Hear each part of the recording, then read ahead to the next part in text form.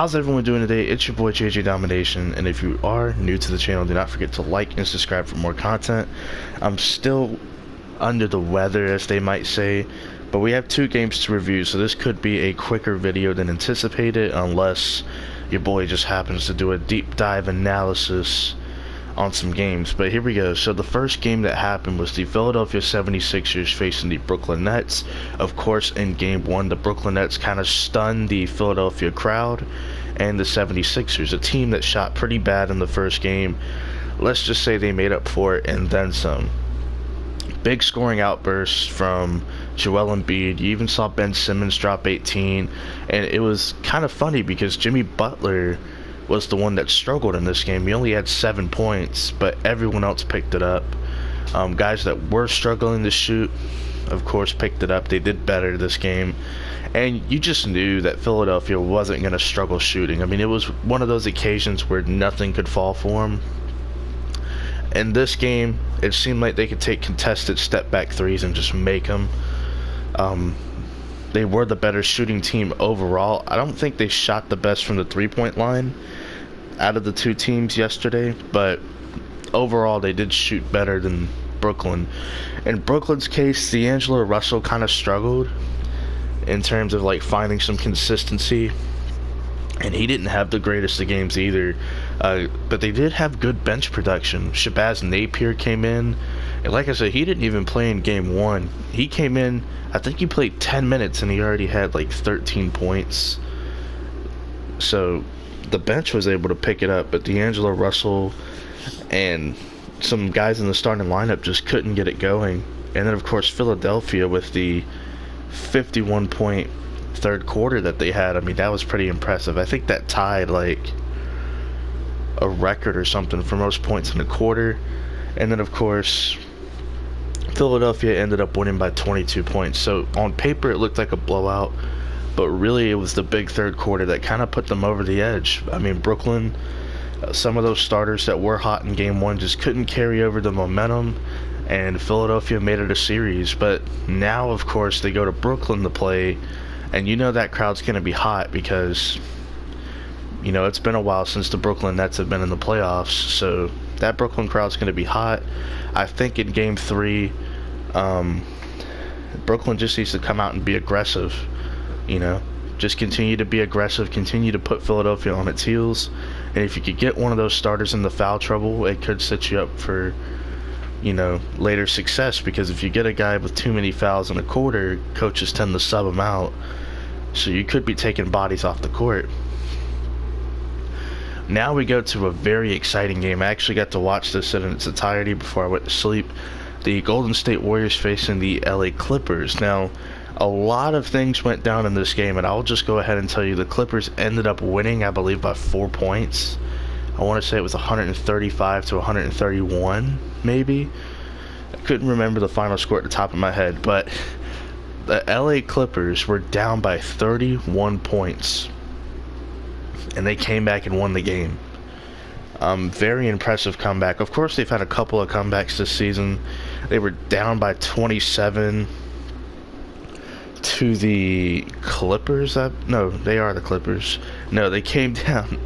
They were down 27 points, I believe, to the Detroit Pistons in one game. And then they were down like 29 to the Boston Celtics. And they were able to close both the games off and finish with the win. They do the same thing but on a bigger scale in the playoffs.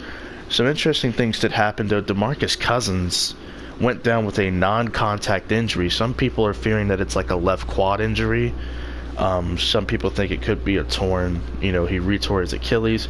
We're not 100% sure yet, but very nasty injury. It's those non-contact injuries that kind of scare me the most, because like anything could happen. One wrong step and boom, like that's it.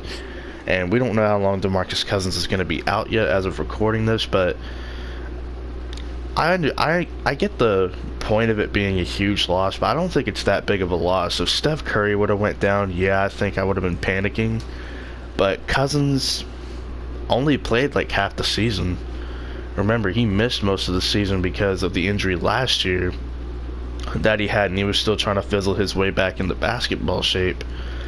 But they have guys that have played most of the year, like Kevon Looney, who could come in and start at center. Andrew Bogut looked pretty good in the game yesterday. He was out there blocking shots, getting rebounds, and that's really all they need from the center position. They got guys who could get buckets. They just need guys to play defense. And even though Cousins is probably going to miss a lot of time, I'm assuming, they have guys that can play. I know everyone's going to blow it up like, oh, DeMarcus Cousins is injured. This is the end of the Warriors' run. Like, no, it's not.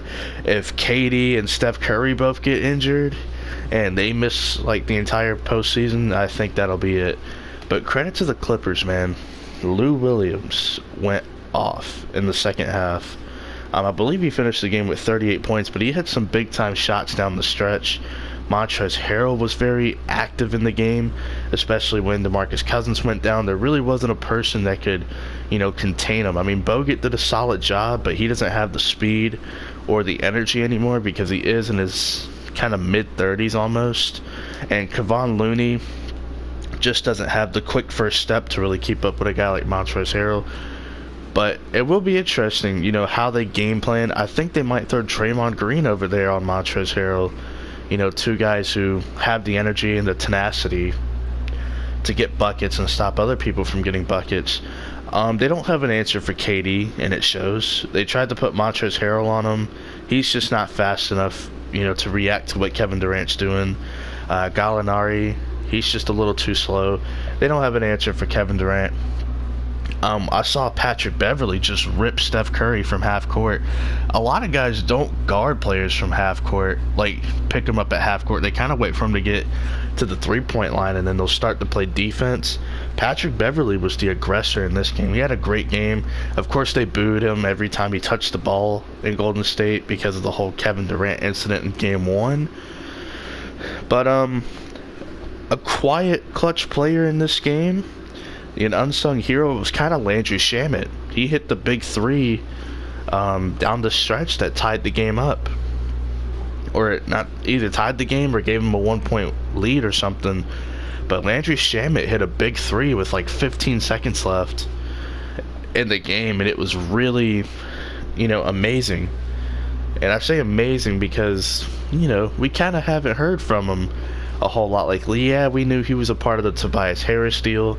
He's kind of doing his thing off the bench, but nothing too crazy. But then he comes in here and hits a big-time shot. Because, the defense is prepared for Lou Williams to do something because he had been having a crazy fourth quarter. And, of course, Montrezl Harrell had been killing it. Like, it's just crazy, man. And yeah, Lou Williams had 36 points and 11 assists off the bench. And people are like, okay, well, if he's so good, why does he come off the bench? It's really for the rotation's sake. I mean, he's a guy that can come in, get you a bucket, add a spark to this team. The starting lineup that they have is pretty complimentary in terms of, like, the versatility to switch. Lou Williams is kind of just that scorer off the bench, and it works for the Clippers. They were able to sneak away with a win. Now, are they going to win the series now that Cousins is hurt? No, I don't think that's really enough to, sway them winning.